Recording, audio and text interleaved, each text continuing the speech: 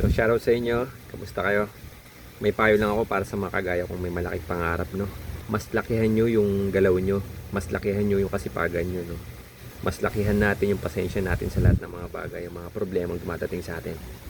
Magdasal kayo lagi kay Lord, alagaan yung sarili nyo, tapos dire-diretso lang. Huwag kayong mapapagod, no? Kung gusto nyo, sabayan nyo ako. Sa starting point pa rin tayo, pero napapansin ko medyo dumadali na, nararamdaman ko. Dumadali na. Kahit may dumadating pa rin ng mga pagsubok. Hindi na siya kagaya dati. Mas gumagaan na, nagagamay na ng katawan ko, nagagamay na ng isip ko.